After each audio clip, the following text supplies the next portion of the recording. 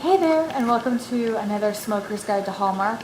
I can't find a tripod right now, so this introduction is going to be done very close up.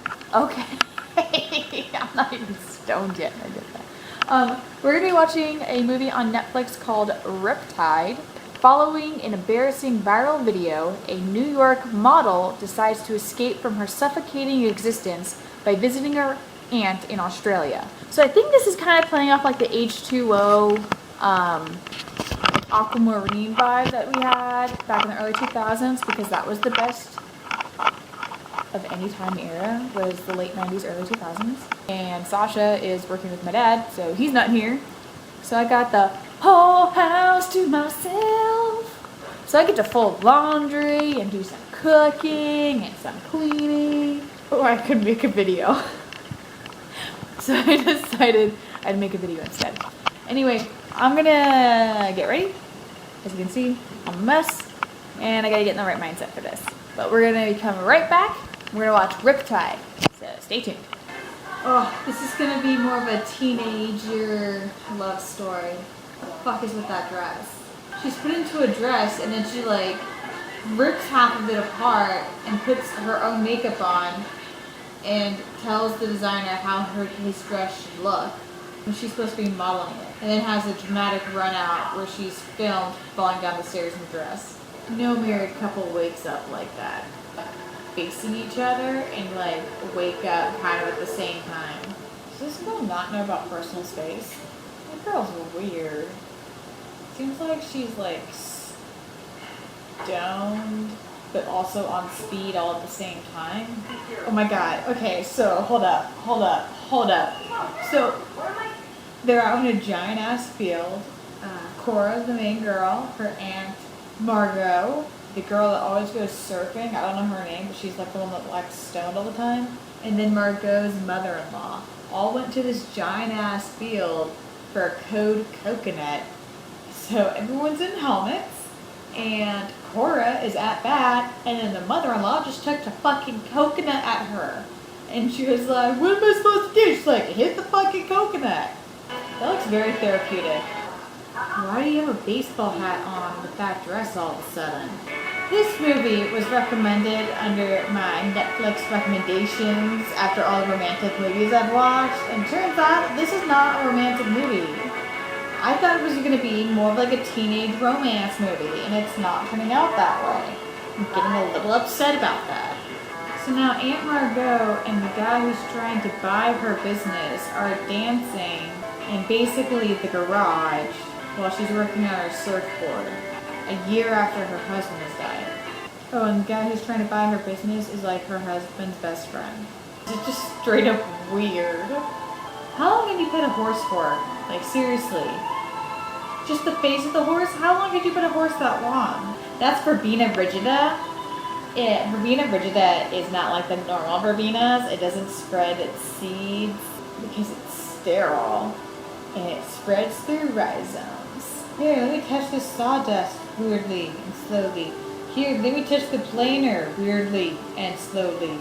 So this lady keeps seeing her dead husband, who's been dead for like a year. I think he's dead. He's not there. I assume he's dead. I'm like 99% sure he's dead. Fucking chicken just flew into our room. The fuck? Isn't she on the second story? How did the chicken get in there?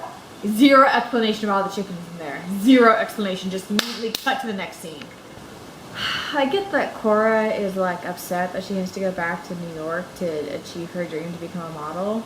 But why is she tearing everybody around her down as they ask her what the fuck is going on? Like, her aunt just was like, hey, why are you crying? Are you sure you want a model? I thought you liked design. And Cora's like, nah, your husband died a year ago, and you're still stuck in the same spot. Bitch, her husband died a year ago. I don't think a little 18-year-old, 17-year-old girl is capable of understanding the amount of pain and suffering that your aunt is going through. And of course she's allowed to grieve and have her time to deal with things that she wants to deal with them in a certain way that she wants to deal with them. Sucks that we were all that stupid at 17. I hate thinking about 17-year-old me. She was a dumbass bitch. Now in this puddle, as she's going to get on the plane to go back home, she looks in the puddle and sees 8-year-old her 8-year-old self holding her hand because the guy said that she couldn't take the sewing machine that her aunt's friend gave her. God, this movie's horrible. Oh my god, I kissed this boy and we did wild horses and I went surfing and oh my god, it was amazing. I don't even know how long she was there for. She's been there like 2 weeks. I like surfer guys. That's like my jam is blonde surfer guys, which is why I married Sasha.